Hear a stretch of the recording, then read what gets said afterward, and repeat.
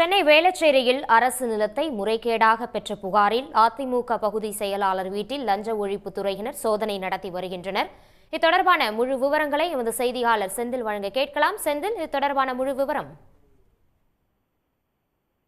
அரசு திட்டத்திற்கு கையகப்படுத்தப்பட்ட நிலத்தில் 1200 சதுர அடியை சட்டவிரோதமாக பெற்றதாக லஞ்ச ஒழிப்புத்துறை பதிவு செய்த வழக்கில் வேளச்சேரி அதிமுக பகுதி செயலாளர் வீடு உட்பட 6 இடங்களில் சென்னை லஞ்ச ஒழிப்புத்துறை போலீசார் தீவிர சோதனையில் ஈடுபட்டு வருகின்றனர்.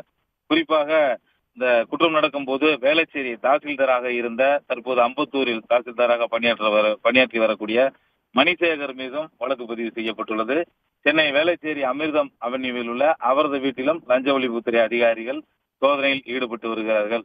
இது மட்டுமின்றி சென்னை வேளச்சேரி, மேற்கு மாம்பலம், திருவல்லிக்கேணி, கோவை படுகபாளையம் ஆகிய இடங்களிலும் சோதனையானது நடைபெறுகிறது. வேளச்சேரி சர்வே துணை ஆய்வாளராக பணிபுரிந்து வந்த லோகநாதன் மீதும் வழக்கு பதிவு செய்யப்பட்டு அவர் வீடு தற்போது கோவையில் இருப்பதால் கோவையிலும் சோதனையானது நடைபெற்று வருகிறது. மொத்தம் 6 இடங்களில் லஞ்ச ஒழிப்புத்துறை அதிகாரிகள் சோதனையில் ஈடுபட்டு வருகின்றனர். அதாவது வேளச்சேரி பகுதி செயலாளர் மூர்த்தி வீடு உட்பட 6 இடங்களில் லஞ்ச ஒழிப்புத்துறை அதிகாரிகள் தீவிர சோதனையில் ஈடுபட்டு வருகின்றனர். உடனுக்குடன் செய்திகளை தெரிந்து கொள்ள சன் நியூஸ் பெல் ஐகானை கிளிக் பண்ணுங்க.